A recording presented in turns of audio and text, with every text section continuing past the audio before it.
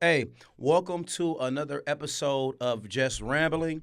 My name is Rebere Sparks. I am the host of Just Rambling. I have today invited my friend, actually, I will call him, consider him now a brother. Ian and I have been knowing each other since kindergarten. Right? It's crazy, ain't I'm it? just now your brother. I've known you since kindergarten, man. But no, it's pretty dope. Like, it's pretty dope, like, how our Yeah. relationship has, like, progressed, It's right? evolved. Yeah. For sure, man. For So, sure. so I Come a long way from Coventry, for sure. exactly, right? Yeah. So and we both from Cleveland Heights. Cleveland Heights. Shout out to Heights. Heights 100. Heights 100. Yeah. Are you going to go? I don't. Yeah, we could talk about that. We'll talk about it offline. later. Like, Okay, cool. Yeah, I've seen like the social media around it, but like I'm not like at all in tune with it yet. So Okay. It's gonna be dope. I'm gonna need some help with that. It's gonna be dope. Yep. Yeah, Yep. I've been in my own We'll little rap. world. We'll rap about that. That'd Yeah. be cool. Yeah. Yeah, I'd So love to, though. Ian and I have literally been knowing each other since elementary school, and Ian is an amazing man. I would say. I like to use the word individual. So you're an amazing individual. Sure. Right. So Ian and I have relationship has grown a lot. Both have experienced similar situations and circumstances in life. Ian is an amazing father. He's an amazing friend, amazing brother. Ian is also in finance. And I'll let him if he wants to talk further into that. But without further ado, man, are you ready? I'm ready. All right. Are you ready? Yeah, I'm ready. All right. Let's go. All right. Let's do it. Let's do it. All right. Yes, sir. It's actually like it's starting to become my favorite part. The old switcheroo. A little switcheroo. All right. Let's get situated here. You tall, brother. I get that a lot. All right, before we kick off, man. Yeah. I can never come see you without bringing you something. Oh, this is my dog, man. Yeah, you. Hey, look. Hey, one of the things I did not mention is Ian actually has his own podcast. Okay, it's called No Sympathy from Kings. For Kings, I'm sorry. It originally was Cigar Talk. Yeah. So it's so funny. There's been many a nights I'm just hitting a cigar. Oh, this is a dope one, bro. So I've been hitting a cigar and I just joint. FaceTime, bro. Like, hey, what's going on with you? Yeah. And we'll be on the FaceTime just hitting the cigar, just catching up on life. So Yeah. I really appreciate this, brother. Of course. Yeah. Of course. Yeah. You know, every now and again we're able to hit the lounge too. You Yeah. know? I hope we can do that this summer. Absolutely. You We know? are. Yeah. No doubt. We are. Yeah. I'm gonna put this in my pocket. Yeah. What's good? What's good? How are you today? I'm all right, man. It's good to see you, man. You too, bro. It's been last time we seen each other. It was Super Bowl Sunday. wow. Yeah, you was over at the house. Yeah. Yeah, bro. That wow, bro. Yeah. It's been that long. It wasn't that long ago, Was it relatively February, speaking. March, I mean, it's April? June. We're in early June right now, so that was the first week of 5 February. months, 4 months, 4.5 months. Yeah. Yeah. Okay. All right. So, I don't know. Much has happened Mm-hmm. in life since then. Okay. You know, lots of interesting developments, lots of good developments. Yeah. You know, but I viewed that evening as kind of like divine intervention because you called me kind of out of nowhere. Yeah. It's like you just like detected, or like your spidey sense was tingling, that sixth sense. You were just like, I need to call this guy Mm-hmm. and invite him over, and it was just like, it was perfect. Yeah, bro. You know, and it was cold. It was super cold outside. It was actually. Yeah. It was like -2 degrees. And I came across town to see you because you asked me to do it. You I'm know? like, yeah, And bro. it was perfect. You dropped in my spirit. I say, let me call, bro, man. I said, hey, bro, having a little gathering. Yeah. Pull up, man. Come on, pull up. Yeah. Yeah. And it was great, man. I got to meet your peoples, meet your kids and everything. It was a beautiful thing. Yeah. And we had a really, really illuminating conversation into the wee hours of the night at just about a lot of the subject matter we're going to cover here today, Yeah. ironically. Right. Funny. Or Hey, maybe funny. strategically. Yeah, funny thing. Before we start recording, he was like, "Yeah, keep you on the phone. I keep you on the phone for hours, bro." We stayed. I think you was just like 2 a.m. Yeah, it was something like that. Yeah, it was crazy. You were very generous with your time. Oh yeah, it was all good. Yeah. I really appreciate that. No to, doubt, To this bro. moment. No doubt. Yeah. No doubt. Brotherhood. Yes. Yes, sir. Absolutely. Yes, sir. All right. So we're here to talk, I guess, about your experience. I mean, you have this this beautiful book that's it's releasing soon, right? Yep. Or is it already out there? It's actually available now. You Okay. can find it on Amazon. That's the platform that's currently on right now. But Yeah. the official release of the book is going to be Father's Day weekend. Okay. Yeah. Perfect. Yeah. So it's a couple of weeks. Just a couple weeks away. Yeah, it's just occurring to me, like, you called me down here to interview you on your podcast. It's like, I should have just had you on my podcast, man, if you're going to put me to work like this. I mean, you were accommodating, man, like behind the camera and everything. You know, we got treats and stuff. So That's my cool. team. Shout out to my team. Shout out to my team. No, you have a Should I say my wonderful team? team? A very Should I shout familiar out who my team is? Hey, so shout out to my team. I really appreciate her. Ebony James, she has been nothing but phenomenal. Yeah. You understand? And I would say, man, like I'm glad she's a blessing to have. I would say like almost, I wouldn't even say almost, she's an answered prayer. You know, you can navigate through spaces in life, and you like, Lord, like I want this to happen, and I'm looking for that to happen, and then God actually align it right where it needs to be. Yeah. You know, and I would say shout out to her because she has been absolutely amazing for me, my business ventures, this podcast. So shout out to Ebbs. Yeah. Heights fam. Heights fam. Yep, and she also is Heights Tiger too. So Yeah. We cut it up at the 20th reunion last year. we had a great time. We're old enough to say that now. That's 20th crazy, reunion. Brody. Yeah. Hey, none of us got no wrinkles either. At all. At all. Yeah. No creases, no nutching. Yeah. Okay. We looking crispy out here, man. Yes, I sir. like it. Yeah. Millennials. Yes. Yeah. Yes. Yeah. You gonna get her to like make some music for you for the pod, man? Have I y'all don't talked know. about Actually, that? that's actually a You also talk about really that. good point. Eb's giving me the crazy eyes right now off camera. You should do that. No pressure, Eb. No pressure. No pressure. Huh? All right. Yeah. Yeah, that's definitely a conversation for sure. Yeah. I didn't think about that. Yeah. Well, you're welcome. Appreciate you, brother. No doubt. All right, so we're here to talk about the book, man. So I read like a manuscripted chapter,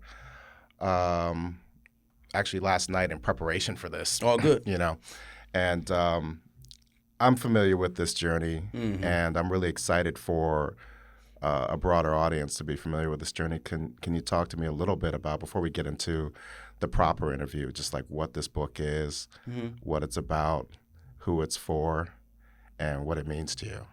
Oh, that's a great question. So the book is kind of like my journey through fatherhood. I'm still fathering, thank God. Yeah. You know, but it's kind of like a testament to some of my experiences, to where I grew a strong passion. I would say I already had a passion to be a father, right? But to continue to be a father, right? So it started off as a journal, right? So just me journaling, and then brain dumping. Yep.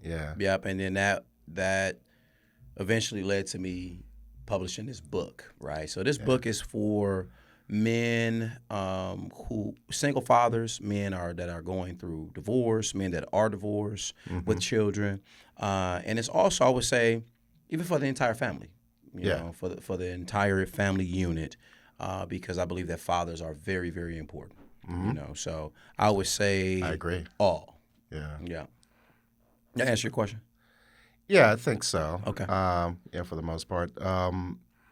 Well, I know there's a bit more to it too, because there is, and we're going to talk about this, of course. There's the fatherhood piece, but there's like fathering through adversity, you know. And I don't know if I missed that, or if I just like. You. That's a good point. Yeah. That's a very, because like the title is Dadding During Disaster, so I don't want to skip over the disaster. Yeah. Let's get messy. Yeah, for sure. He said, "Let's get messy." So really, this book was written during a very trying time, right? So I wrote majority of this material as I was going through a separation and divorce. Right, and oddly enough, I'll say this: this book started off as about 10 chapters. Okay. And it went from 10 chapters to me actually taking out 2 chapters. This was recent. This was actually within this past year. Oh, yeah? So I took out 2 chapters, right? And that came from growth and like learning and perspective, right? Ooh. Yeah, right.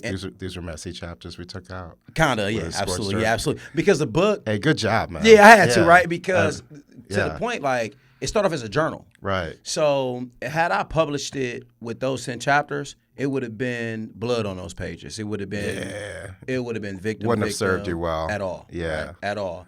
And That's so, very and it wouldn't have mature of served you, man. anyone well, for real, Yeah. right? And then, so taking out those 2 chapters, and then I actually added 5 more. So it's actually 13 chapters. Okay, dope. And so, I know this particular chapter that we're going to discuss, this is actually one that, after kind of like reviewing it, I'm like, I'm actually excited to talk about this. You know, I'm actually excited to talk about this. I think it's going to help a lot of people. Yeah, I'm invigorated to talk about this. Oh, no doubt. Because like, as I've been going through like my life changes and transition, like I'm thinking through like how I share my story, you know, so that like this serves as like really great inspiration for that. So I'm really like invigorated and excited to see like what you do and how far you go, and No doubt. you know, and I'm really thankful, and I feel privileged and honored to be you know, a participant in this on whatever level this ends up being, depending on how crazy this conversation gets. Hopefully it's going to be helpful. I'm sure it's going to be helpful. No, it's definitely beneficial to have like instructional kind of stuff out there, you know, and not just like approach it from like a woe is me perspective, because we're not victims At all. You know what I'm saying? At all. That's just life. And I think that it's not really, there's no like manual for going through something like that. Right. You know, and a lot of brothers probably step into bear traps and get caught up and crash out. And before you know it, it's like their lives are kind of over in a way. And this could be life-saving. That's good, man. In my opinion. That's good, man. Yeah. Yeah. Well, it's true. It's true. It's extremely true. Actually, that was actually one of my biggest reasons for, or motivators for putting this book out. Yeah. Because I would have conversation with men, and I would see things, like whether it's on social media or even on the news.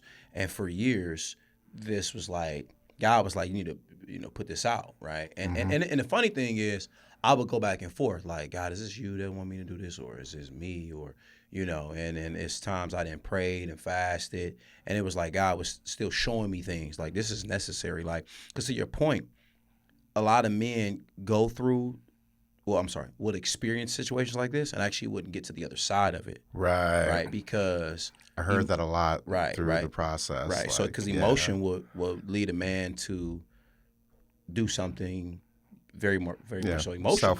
Self-harmful, exactly, albeit not intentional. Right, because we're human at the end of the day. Correct. But to your point, there's no manual that's like, hey, look, you know, and arguably that would say there's no manual for this, but everyone's situation is different, right? And you kind of learn who you are through these situations. To your point, like, it's an adverse situation. There's a quote I want to say by Socrates, and this adversity introduces a man to himself. Yes. And it's really like, that's how you kind of begin to know who you are, because you go through something, right? And you're challenged, right? Yeah. And you're forced to change or evolve. And if you don't, right? And I'm gonna say shout out to me, including you, right? Shout out to you too, because I was able to call you and talk to you, right, during those trying times. Yeah. But shout out to men that are convicted to mentor other men. Yeah. Because I had a lot of men that God placed in my life that helped me navigate through these situations and circumstances, and I'm extremely thankful for that, right? Yeah, likewise. Yeah. Yeah, you were that for me at like very critical points during the last couple of years. We'll talk about that. Yeah, no doubt. Yeah. All right. So let's get to it, man. All right, so here we go. I put together my little questions, and let's start rambling. All right. All right. So up first, so the world is not a kind place. We know this, right? So sustaining character and integrity when working through adversity is one of the hardest things anyone can do. You know, especially when you're responsible for more than yourself, you know, whether it's people in your life, your kids, your parents, friends, whoever.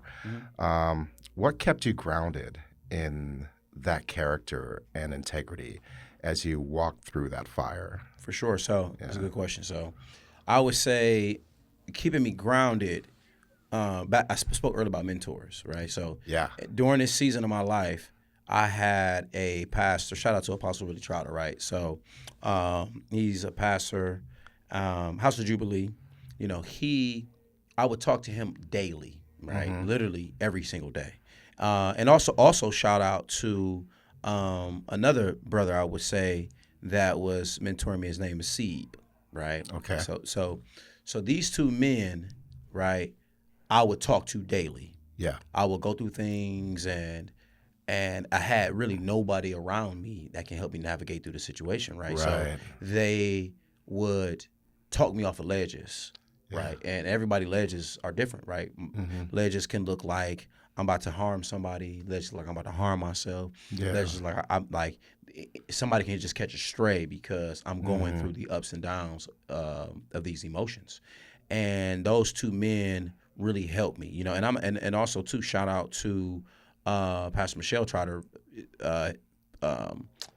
Apostle Really Trotter's wife, right? So these two, I would talk to them both, right? So I had a perspective from a male, and then also that woman perspective. They helped me, you know, stay grounded, because I'm gonna be transparent, bro. Like there were times I'm like I didn't care, like it was like, bro, I was having all type of thoughts. Like I said, like being human, you'll be amazed on some of the emotions that come up in you, to where you're like, I would have never thought I would have felt this or thought this, right? Yeah. And The audience would be amazed. I don't think I'd be amazed. but it was like, I've been there. Yeah. yeah, it's like, Yeah, man, yeah, I didn't see this side, or even know this side of me existed, Yeah. right? Yeah. And having these people that may have experienced similar situations, they help keep me, right? And because we talk about integrity, there was times I failed. You know, there were times where I'm like, I didn't want to hear anybody. You understand that? And you know, and shout out to another brother named Donovan. Okay. Donovan Pace. So I would talk to him daily, and he'd just call me and reach out to me, man, literally like daily, like, hey man, what's going on with you? How you Did you doing? say Pace? Donovan Pace. I met him. Didn't he work at like the neighborhood housing initiative? He in may Cleveland? actually, yeah. Is he Yeah. dark skinned guy? Yeah. Yeah. Yeah. Yeah. Amazing I met brother. him. Yeah, I met him, Yeah. I want to say, in 2014, maybe 2013. Wow. Yeah, at the time I was like single. It was before I got married. And I reached a certain point in adulthood where like my career was headed in a certain way. And I'm like, I want to buy a house. So it was the initials were NHS. It was like neighborhood housing. Yeah, something. for sure. Actually, he did. And yeah, he worked did. there. And he was the guy I worked with at the time before he moved on to something else. Yeah. He was really helpful. He's a good dude, man. Yeah, I'm gonna tell man. you, he's doing really well right now. Cleveland so, is a big, small town, man. yeah, isn't that crazy? Yeah. Look at that. So yeah, so Everybody I knows would talk to everybody. him. Yeah, he's a good guy. Really good dude, man. Yeah. And so he just called me, man, and we'll just talk. Yeah. And then he eventually just, hey, how you feeling today? I'm good, bro. You know what I mean? Yeah. What's going on, man? You trying to go hoop? You in the gym? Yeah. It was that, and it was like having a village, I would say, Yeah. that helped keep me Yeah. grounded, a support system, I'll say. Yeah. I call it the tribe. A mentor of mine told me once when I was asking about career advice and stuff like that, just surviving these cutthroat environments that we function in, and he mentioned that like it's important to have your tribe, man, like people that No like you can brain dump on and vent to, you know, within that structure that you trust, and you know that your words won't leave that conversation. Won't Yeah, leave that's that important. room, you know. That's important. Because like a lot of what we discuss off camera and stuff, like it's not HR friendly, it's not Yeah. PC, Yeah. you know, and there should be a space for that to, Yeah. you know, as human beings to discuss that kind of stuff. But that's dope, man. That's interesting that you know him. Like I said, I was like researching to, you know, to buy a house. Like that's, you know, this is like probably like I didn't end up buying a house till like 6 years later. But That's fine. But yeah. Well, I got married and had a baby and all that stuff. But You got a beautiful home, by the way. I say that too. Thank yeah. you. Yeah, Thank no you. doubt. Thank you. I'm keeping that. Yes, sir. Okay, Yeah. good. Okay, good. That's Yeah. good news then. Yeah. Well, good. That's really Yeah. good. I was going to ask you about that, but Yeah. There's All your right. answer. Yeah. I'm staying. I like the neighborhood, you know. Yeah, and it's a beautiful space. But good. we're not here to talk about that. So, cool. All right. Let me cue up the next question. No doubt. All right. So, throughout all the ebbs and flows of this journey, did you ever feel like you were being held hostage? You know, like something or someone else was hindering you from moving forward with your life. You know, something that was just outside of your control, obviously. Yeah. But if so, what kept you focused and progressive through that? Yeah. It's a good question. So there were a lot of times I felt as if I was constricted, right? And that I was being constricted by like the circumstance. The circumstance kept me, I felt in the moment, man, I can't really, because at the time I was with a large corporation. I had got internally promoted like 7 or 8 times. Yeah. Right. And then I'm carrying this role and I'm in a corporate. Yeah, office, you were propped up. Right. Yeah. Right. And then When I'm they like, prop us up, man, we start feeling real powerful, man. for sure. Yeah. Right. And I'm like, man, I'm Rightfully so. doing well. And I had to transition out of that because of my circumstance. Right. Yeah. And so, yeah, for sure. I definitely felt like the situation, you know, was holding me up. I felt like the other party didn't consider that, you know, because in my mind, I'm like, listen, it's like that line Jay-Z said, like on what album was that? That 444 album when he's like, nobody win when the family feuds. Yeah. Right. And so. Truer words are never said. Yeah, man. Yeah. So and it's the thought like, hey, divorce, everyone loses. It's just how you lose, what it looks like. Sure. But everyone loses. It doesn't matter. Like somebody can get the house, somebody get the car, somebody can get the bank account, somebody can get whatever that might look like. But everyone's losing You're something. untangling right? a life. You're consolidating a life. And Right. really it's like it's the death of a dream. Yeah. You know? Yeah. That's how I looked at it when I was going through my divorce recently. To me, it was the death of a dream because, like, you know, I'm sure you felt similarly during your situation. But, you know, we spent all this time transitioning into this role. Okay. You know, of being like dad, husband, Right. provider, Right. and like we're building up that dream, that American dream. You know, the house and the kids and cars and stuff like that, and career mobility, upward mobility. Yep. And then this thing happens and all that changes. Yeah. You know, regardless of like the circumstances surrounding it. Like it's extremely disruptive. Like that's what I always characterize it as. Like it was really disruptive. Absolutely, like yeah. It's disruptive to your routines. Yeah. It's disruptive to your emotional regulation, your emotional well-being. It's disruptive to your wallet. Yeah. Absolutely. It's disruptive to your relationships with everybody around you. You know, broader family, closer family, friends. You know, it's definitely hard on the kids when you have children. Yeah.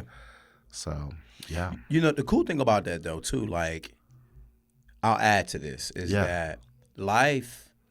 Part of your question was, is it seem like some things is just like out of your control? It is absolutely out of your control, right? Because now, you are kind of like not having to submit to someone else's choice or whatever that might look like, but it's like their choices are consequential. Yeah, right. But for a time, right. And the thing of it is that like life has this way of not excusing itself. That's a part of life, right? Life is just going to happen, right? But the cool thing about it, right? I'm in this position. I'm in corporate. I build all these good relationships with an organization. Yeah. And then from there, excuse me, I ended up getting my insurance license. Yeah. Right. And then from there, looking on like what happened within the years, was able to start a couple companies. I ended up getting into cybersecurity. Yeah. I ended up meeting some other nice people. Yeah. So then looking at that situation is like, damn, like this hurt and it was unfortunate. Yeah. Right? But there were also some great things that came out of it. And to your point, like we can get in this role or in this mindset, hey, I'm good. And let's call it comfortable, right? I'm settled, right? And I think that oddly looking back at it, it was more beneficial to me, right? It was more of one of those situations that it didn't happen to me, it happened for me.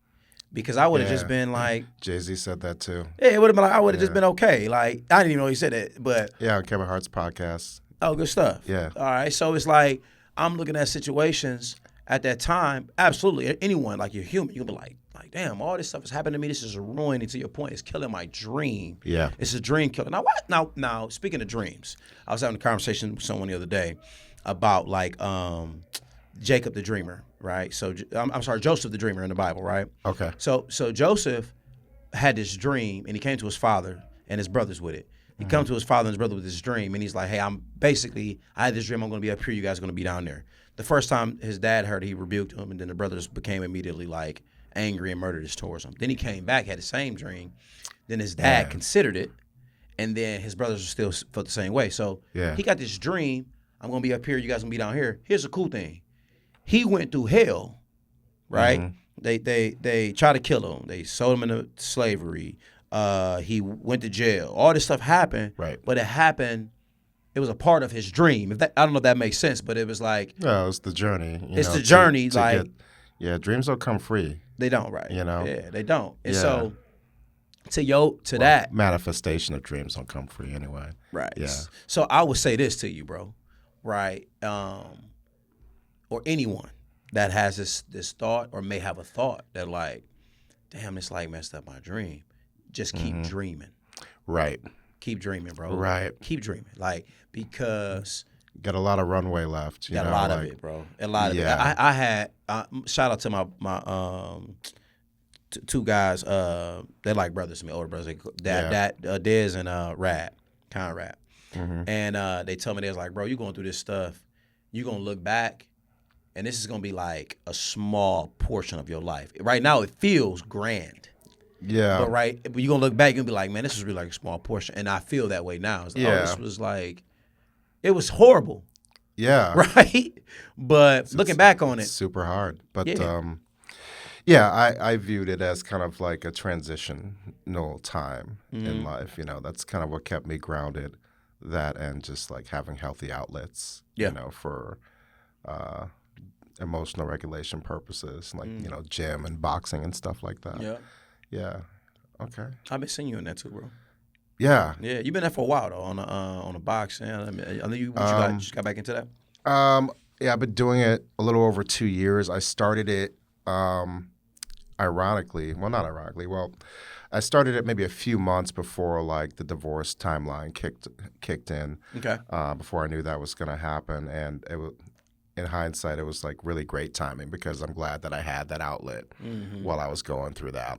You know, sometimes it's good to punch things. Yeah, for sure. You know, it keeps you from punching people. Oh, bro. You know, it's great cardio. Bro, let me tell you. So I got a heavy bag. Yeah. And my heavy bag, I took off the chain from hanging and I laid it on the floor. And I went from upright training to groundwork, right? On this bag. I'm going in on this bag, right? Yeah. And that's important, bro. Like, you gotta be able to have an outlet to exert this the energy, pain or this energy that you got going on, because if not, it can come out the wrong way. So good that you doing the boxing and the running, the biking, right?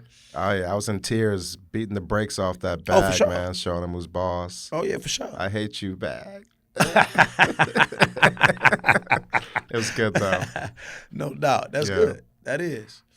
Good deal. Yeah, bro. All right, man. Next up. All right. This is a good segue. Okay. So we talked about identity a moment ago here, or at least like it alluded to it a little bit with the dream and everything. So let's talk about identity for a second. So experiences like what you describe in your book irrevocably change a person, change a man, it'll change anybody.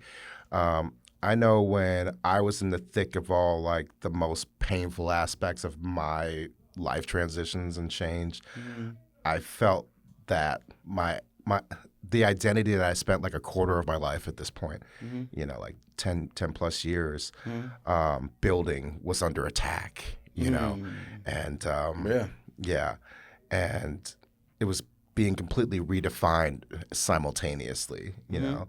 So what about you, if anything, has changed as you walk through these experiences?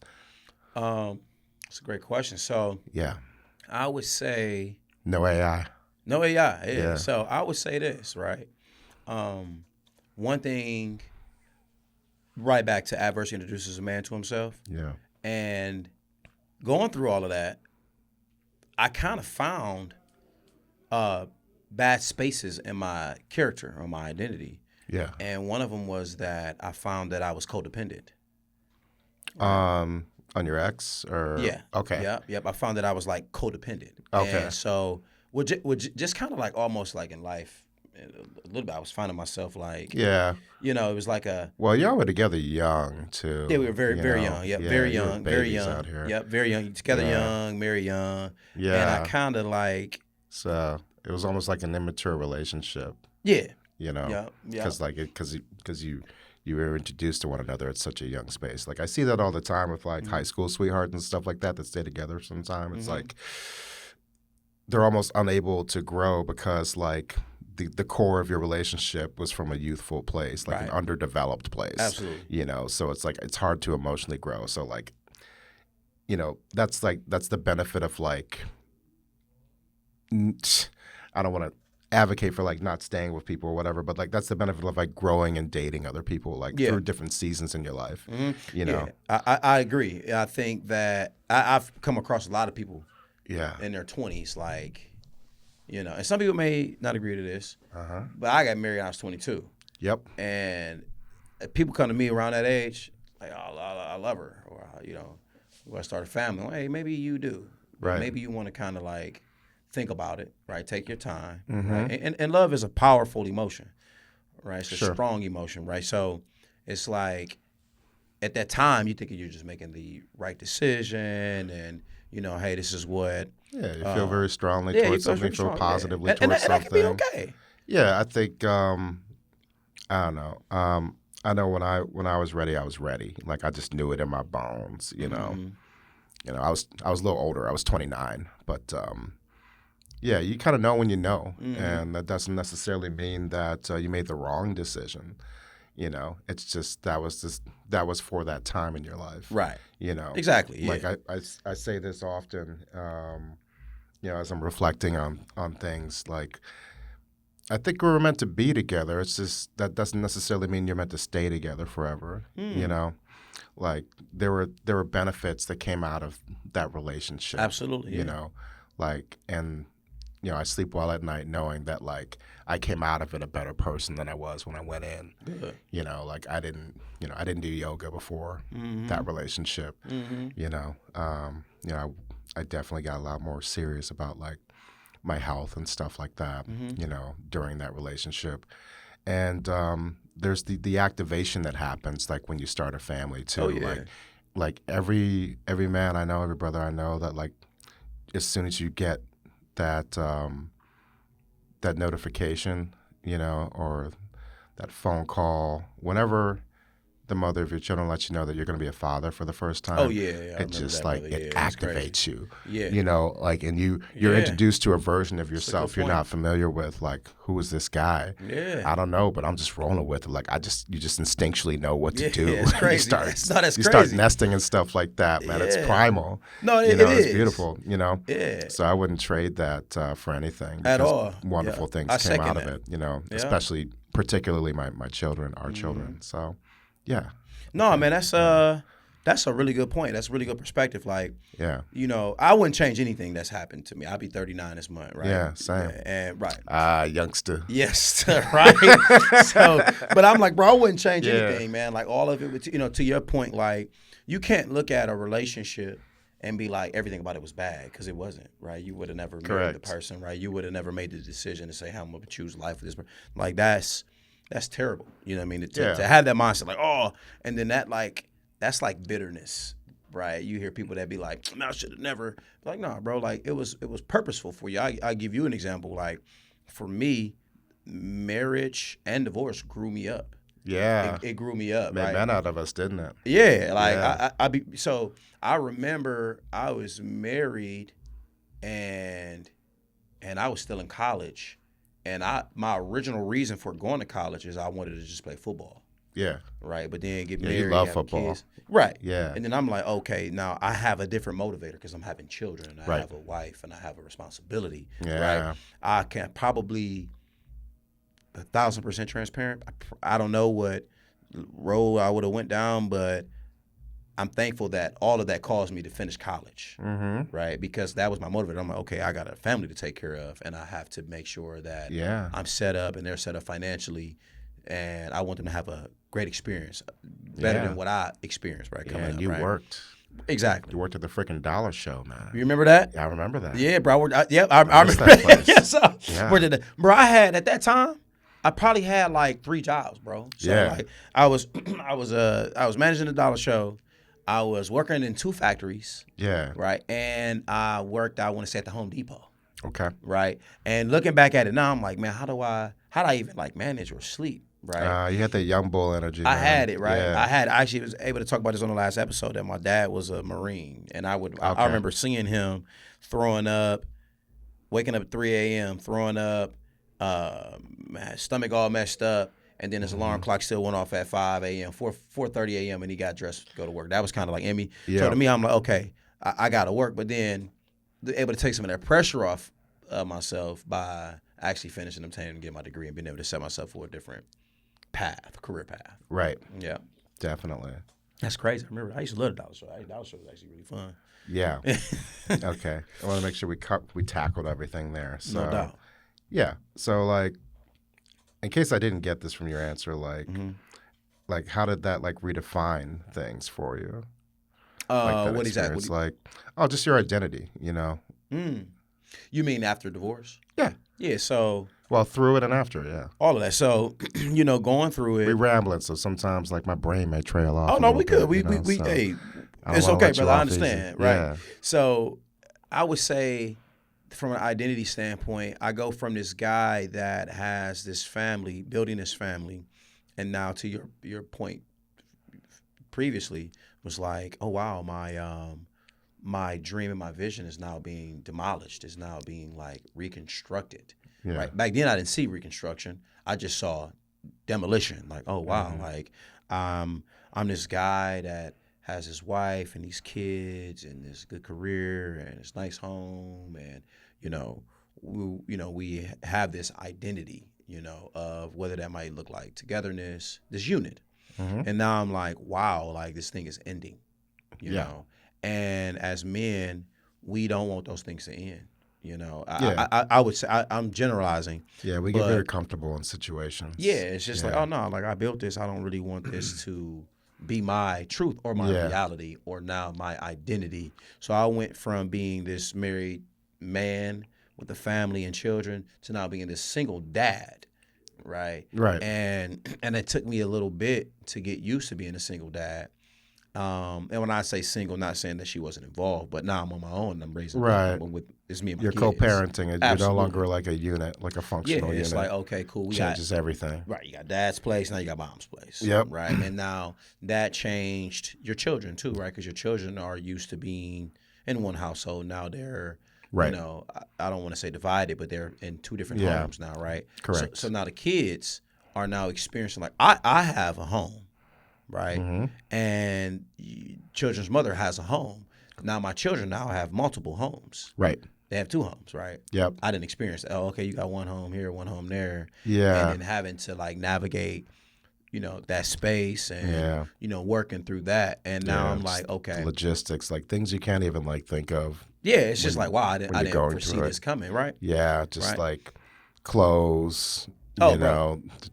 Been the there. trade-offs, pickups, drop-offs. Yeah. Just being the person that does like everything as opposed to like this parent does this thing, Right. this parent does that thing. Right. Yeah, There's no I went splitting through that. responsibilities Right. or duties. It's, Yeah, hey, bro, this right. show don't Put make them you to gotta figure bed, this out. make their lunches in the morning, get them dressed, drop them off for school. Yep. Yeah. Yeah. And I'm gonna tell you though, the cool thing about that, it taught me to teach my kids things. Like, hey, now we're a team. Like, like you're gonna have a little bit more responsibility, Sure. right? Not heavy responsibilities, right? But That's like, good for them though. yeah, right. long But like, hey, term. I'm a mark your drawer, and it's gonna say T-shirts. I want you to put all the T-shirts in there when I vote, right? Yeah. I need you to put your lunchbox on the table, right? Because that's gonna help me remember. Yeah. right? Or and I'm gonna be, I'm gonna be Johnny on the spot with it, or Right. I need you to like I got this calendar to this day. I got this calendar on my wall. Hey, y'all know how to write. I need y'all to put whatever events you got going. Just mark it. You know what I'm saying? And it's a Right. date of importance, right? But learning these things and having to be creative during a trying time. So it's like that mindset: you gonna sink or you gonna swim. Sure. And I didn't want to sink. Right. Yeah, that's exactly what I was looking for. Thank you. No problem. All right. So next up, so I could say like during the darkest corners of like my marriage and even throughout the divorce process for me, like I found myself redefining emotional regulation. Oh. And I understand what it feels like to have like people that you don't like in your space, you know. Just going back to chapter 10 of this book, which you guys should pick up Father's Day weekend, by the way. I appreciate that. But yeah, going back to that story, like not liking people that are in your space and they're in your space, and like knowing what you want to do in those moments where you're running hot, and you're emotional, and you have like these instincts, but also knowing well that the consequences that may follow you acting on those emotions and those instincts probably won't serve you. Acting on those impulses probably won't serve you. Right. So in that moment that you described in chapter 10, and did you want to talk through the scenario, or do you want me to finish the question? Go ahead, finish the question. Okay. Yeah. So in that moment, don't tell me what you thought, because I don't think that'll play well on camera. Oh yeah, probably won't play well at all. Probably won't play well. Yeah, but tell me about how you felt, like physically, mentally, emotionally. Did your chest tighten? Did you clench your fists? Were you as hurt as you were incensed in that moment? And before you answer that question, maybe like just give them a little context as like the chapter that we're talking. You don't have to like convey everything because we want people to read the book. But, yeah. So, I would say in that particular moment or instance, and I would say it was kind of like there were multiple instances from different scenarios. Yeah. Right. And you brought up a good word, right? And I'm gonna use a different one, but you said consequences, right? So one of the things I was taught during this whole situation was that, and shout out to the men that I had, my tribe. Yeah. They would tell me, "Hey, what do you want to do?" They would ask me, "Hey, what do you want to do?" Yeah. Tell me what you want to do. I'm like, I want to do X, Y, Z. How you feel? I feel like I'm enraged. I'm angry. I got all these feelings and these thoughts, right? Mm-hmm. And then it would be funny because I had this conversation multiple times. It'd be like, okay, well, what's going to be the cost? Like, what would that cost you? Yeah. If you did this, what would be the cost of it? Mm-hmm. Right? And so one of the things that would keep me, I would always run that back in my head. Like, I want to do this, but if I do this, this was going to be the outcome, and it's going to cost me this. One of the biggest things was, I'll never forget this. Someone told me, if you do this, you're going to be gone, and someone else is going to raise your kids. Yeah. So interesting enough. It's very sobering. Absolutely. Yeah. It's like, oh, okay, all right. Well, no, I love my kids enough. I don't want nobody else raising my kids. Or, okay, I trust that I'm going to have the best interest for my kids. And that's where I was kept. Yeah. Looking and weighing the cost of everything. Mm-hmm. And I would say I encourage men or people in general, when you feel like you want to make a very human decision and you're in that emotion, do everything in your power to kind of play it out in your head. Play it all out. Yeah. Okay? And then give yourself 2 to 3 outcomes that will happen. And then say, hey, is it worth the cost of that? Mm-hmm. So, does that answer your question? Yeah. Okay. No, I agree. All right. So tell me I know we talked, I know you talk a bit about in your book about restraint. Mm-hmm. Tell me what restraint looks like for you and the new habits that you had to form to keep yourself in check. And before you answer, like, I think this is like a great conversation because like I don't think the world realizes just like how much restraint like we as brothers have to have when we go Oh out yeah, in the world, yeah, you know, yeah. and like just like and we could talk about like the Superman analogy too because like he is like the poster child for restraint, Absolutely, the you person know. poster child for restraint. Yeah, Yeah, yeah, I know you mentioned that in your book too. yeah. So, I was reading, I was paying all attention. right, Yeah, my dog. Look, so I would say restraint comes with knowing like who you are and your abilities, yeah, right? And not like on a prideful tip, but just like, hey man, I gotta restrain myself because if I don't, right back to the cost of things, right? Like right. this is what it will cost me. And I would say there were plenty of times to where I felt like I could have made a particular choice, and in the moment I probably would have felt good in that moment. But then looking back, I had to right back to what I said, like play it off in your head. What can it look like? I'm like I won't be able to sit with that, right? Yeah, So like I think a lot of that is coming to know who you are and knowing yourself, right? And I know a lot of people like use that cliche. I think we're gonna forever be knowing ourselves because we're gonna forever be evolving, right? yeah. And so Forever be learning about ourselves learn too. about yourself, right? Yeah, So to the point about the Superman analogy, like Superman is a actual superhuman that has to dress up as a normal guy, right. right? I know you love Batman, but Batman is a Yeah, normal guy. we'll talk about that later too. Okay. I got a bonus question. You got a bonus question for me? I All right, snuck cool. in there earlier, but yeah. I agree. Go ahead with that. Run Yeah, with so, it. so I was gonna say Batman is the guy that like he's not superhuman, but he has to dress up as if he uses all these gadgets. So he dressed up as superhuman. Yeah, So it's like looking at Superman was born Superman. he was born that way, Yeah, right?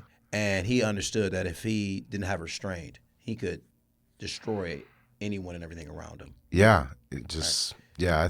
I thought about that earlier when I was dreaming up that question because I've thought about this for years. Like the amount of restraint Superman has to constantly have in the world, like all the way down to just like sleeping in bed with his wife.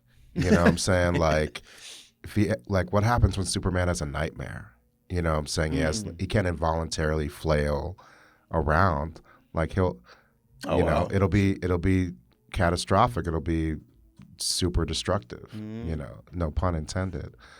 You know, and he can hurt the people that he loves the most in the world. So like he has to be like so though he's so super and he could do all these things, you know, leap tall buildings in a single bound. It's more powerful than a locomotive. You know, he can fly in space and all that stuff. He has to be very purposefully gentle with the people that he loves, you know, and that was not something that he was born with. That was something that was, you know, he had to learn as he grew up, you know, in Kansas. So I say that to say that like part of like demonstrating proper restraint is like knowing when to be gentle too, because we have to be like these hard people out in the world, but when we have to also know like when to soften and be a little more tender, especially with like the people we love, Right. you know. So I like that, bro. Yeah. yeah, And you bring up a good point. Like that's something you learn, yeah, you know, and that comes with time, yeah, you know. So yeah.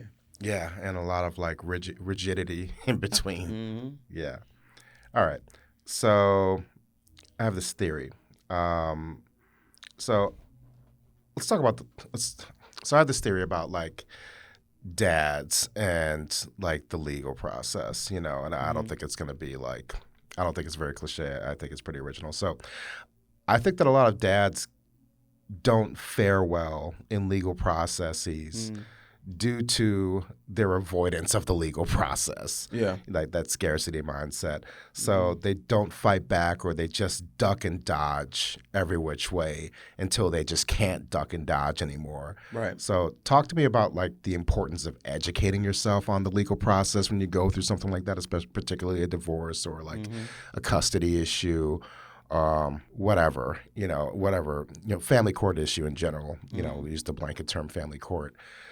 So tell me about like educating yourself and on the legal process and just facing it head on. Yeah. So I would say, first of all, I definitely understand, right? And it's speaking to men, Yeah. and I would say especially black men. Yeah. When it comes to the legal system, there's a lot of fear. They don't want to deal with the man at all, Oh, man. there's like a lot of fear We be around it. shook off that. Yeah, Yeah, right. yeah. And it's like because things Understandably, you see, you know? you see, you hear, one of the scariest words a man could hear sometimes because they automatically feel like it's going to destroy him is child support, right? Or alimony, whatever it might look like. Yeah. And you gonna say something? Yeah, I was gonna say, well, yeah, child support it can be costly, Yeah. but it's not like fatal.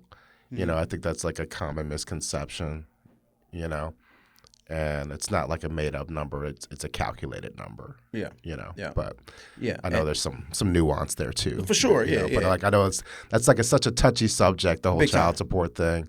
Totally get it. But yeah, go ahead. Yeah. So I would say I definitely understand. Yeah. But avoidance, don't avoid it. Yeah. As a man, tackle it. And I know sometimes we fear what we don't understand, and also what we hear. Like, oh wow, man, you about to go to the courts. They about to, and it can cause you to, like you said, hide and just let it be. Hey, whatever it's going to be. Right. One of the biggest reasons why I wrote the book, not based on child support, but some men hear about situations and it causes them to just leave. Like, I'm gone. Like, I'll pay the child support. Like, you take care of these kids, right? And we had that conversation a couple years ago too. Yeah, when you were in a different headspace. Yeah, it's like no, stick around. Stick around. You'll be fine. You can navigate through this.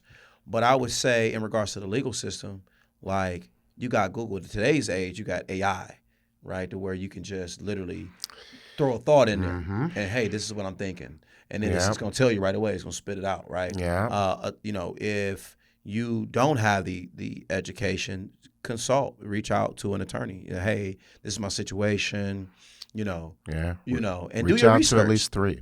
Yeah, for sure. I was gonna say, do your research on who you're talking to, right? And if you're working like for a company, see if there's any benefits available to you, like legalese or whatever. Because you can get counsel at a reduced rate. Yep. And save a bunch of money, and then you have that layer of protection. Right. Yep. And don't like I said, man. I mean, and I'm not gonna tell you don't be afraid because naturally you're gonna be afraid. Do independent research anyway. Exactly. Like all lawyers ain't created equal, and I know just from my experience, like lawyers are really frustrating to communicate with. Yeah, they can absolutely. Yeah. I'm not gonna hold you. Like I definitely experienced that. Like because so, like, to us in the moment it's urgent, and it's like it's urgent. Yeah, but they're like you're not their only client too, and they're human beings. And like sometimes the way they communicate, it's just like it leaves you with more questions than answers, and leaves you more flustered. So like, that's where I was thankful for like doing independent research while still consulting with like legal professionals. Like ChatGPT, just for example, isn't like the end all be all. Yeah. But it's a great tool for organizing thoughts and like helping to like at least guide you and get some general framework as to what you're facing, Yep. And just don't avoid it. Yeah, don't avoid it. Yeah. It's only going to trip you up more so later. All right, so we're going to fire through these. So I think that no one knows us like our children do, nor can no one love us the same way, I have 2 girls. You have children. You have boys and a girl. Yep. And I think I'm really in tune with my girls, and on a really deep level. So just they know when I'm not 100%. Yeah. And I definitely know when they're not 100%. And holding myself together in front of them, while going through such like a big change was definitely one of the hardest things I had to do. Yeah. Explaining to them what was happening. That was literally the hardest part about the whole thing. Yeah. Beyond like the legal process and everything, like sitting down and telling them this is happening and that their lives are changing and that our lives are changing in this way. Yeah, it's like tough, that. for sure. That cracked me that day. Yep. You know what I'm saying? So my kids saw me cry for the first time when I had to explain that to them, and I wanted to ask you, and they've seen me cry like, a handful of times during that process too. not in like a weepy breakdown, just like For sure. like the game face is cracked, these tears are coming, Mm-hmm. and I'm not the least bit ashamed about it, you know. So have your kids seen you be vulnerable in that way? And if so, how did it affect your relationship with them? Yeah. So to answer your question, yes, they have seen me. Yeah. They have seen me have a moment, right, of being human. To your point, not like weeping but one of those situations where you're like, what is going on right now, right? And for a while, I wanted to hide that from them. Yeah. I wanted to hide that, hey, this is a hurtful situation. Because you think you're protecting them. You think you're protecting them. You're really just protecting yourself. Yep. Or trying to and you're robbing shield them. yourself. Yeah. But you're also robbing them. Yeah. Because I was going to tell you good that you cried in front of your daughters because your daughters probably look at you as, we talk about superheroes, they look at you as a superhero. Yeah. Right? So the cool thing is that they can see that this superhero experiences the same emotions that they have. Yeah, right? That was the dope thing. Yeah, to your point, like they still see me that way, but they also see me as human, and they like my oldest especially. She gives me like a lot of grace. When I don't give it to myself, she gives me grace. Yeah, and it's a beautiful thing. It is, man. Yeah, and those girls gonna have your back 1,000%. Yeah, I remember nights building stuff in my living room, and my baby girl just handing me tools. Yeah, right, and she just laughing and running around and keeping me like good, know. And so no, your kids are gonna look back. Kids look back and appreciate that, like, oh man, like, my dad is human. Yeah, Yeah, that ended up being like a really like beautiful thing. Yep. So cool. Good for you, brother. Yeah, good for you, man. Yeah. All right. So I think we're kind of at the end. So I did want to ask you like just one more question, if we could squeeze in one more question. Okay. We wrap. So you go through so much stuff and you deal with like a lot of challenging things with people. And through that process, you do get violated to an extent, and you kind of have to eat that when you're going through the process because you can't afford to crash out because it'll just be more cataclysmic if you do. But once you come out on the other side, and this is like the season or the phase I'm in right now where I'm like, I want to do this, but I'm not quite there. Like, have you forgiven the people that have violated you? Absolutely, yeah. Yeah. And to your point, like we said this earlier, like we're not victims, right? So when you look at it like a violation, you probably are offended, but there's a book, The Four Agreements, right? And I want to say it's agreement number 3 that rarely people do things for other people, they do it for themselves. Yeah. Right? So a big part of this, which is going to help you in forgiving people, and a lot of people talk about this almost like cliche and never really actually experience it, but forgiving people releases them and you. Truly does, because you're not walking around with this heavy weight of, man, how could they have done this to me? You're not taking it as personal. Right. It's like, oh, okay, this is a decision that, like, to the point, adversity introduces a man to themselves. Yeah. So you look at like everybody in a situation, right? So everybody has handled it the way they handle it. Yeah. Right. Somebody may look at you and be like, I think you could handle this better in a situation, but it's like, no, that's how I handled it. So you look at them like, you know what? It's gonna be easier for me to forgive you. Yeah. Right? And in the moment, right, you like, hell no, I ain't about to. Right. But then when you, over time, you start to realize like forgiving you is freeing, and then it makes the person easier to deal with. Yeah. And then if they do some dumb stuff, you like, okay, like you got some compassion. Okay, I understand. Yeah. And another big thing, in a lot of cases, you can become what you don't forgive. Right. Right. So and it's funny, like you judge a thing and you like damn, how could you? And then before you know it, you could be on the road of doing either the same thing that they're doing, or fighting against the same thing that had occurred, right? Yeah. You morph into what you despise the most about what happened to you. For sure. Yeah. For sure, right? But then there's other piece of that of having a level of, I talk about this too in the book about accountability. Where could I have done? What did I do? Right. And but I would say to your point about forgiveness, man, constantly pray, hey, and tell them. Yeah. Tell them, hey, you ain't got to tell them verbally like to them, but tell them, hey, I forget them. Like they're yeah. just like me. Absolutely. So very good, man. there's strength in forgiveness. I Yes, think sir. that's like a perfect thing to close out on. Yeah. So I want to thank you for, you know, platforming this and making this space for us to have this exchange and this conversation. And again, I'm really delighted and honored to partake and participate in this No doubt, bro. and watch your growth, man. And I love you. I love you too, bro. Yeah. But listen, so I'm gonna tell you this. So at the end of every episode, I believe that everybody should have a voice, and I'm sorry, I believe everyone has a voice and should be heard. Yeah. And normally, what I would say at the end of my podcast is I would let my guests just ramble, but opposed to doing that for the sake of this month for mental health month for me, men's mental health month. Yeah. I'm gonna ramble. I'm gonna give you your flowers.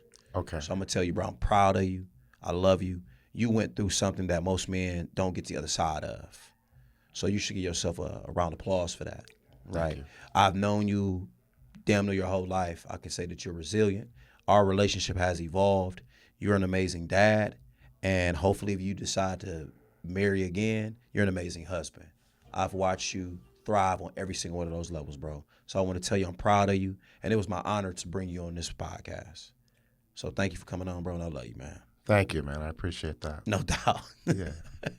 You got something to say? Man, how do I follow that up, man? No, I'll try to keep it crisp. All good. No, I've watched you evolve from, this 5 or 6 year old boy into this just fully grown, beautiful middle-aged man who's a father, a very dedicated professional, a very, very articulate motivational speaker, a community man, and just somebody who wants to leave the world, clearly wants to leave the world better than he found it. And men like you should be celebrated and appreciated. Appreciate that, So bro. thank you for being who you are. Thank you, bro. Yeah. Love you, man. That was good. Love you too, man.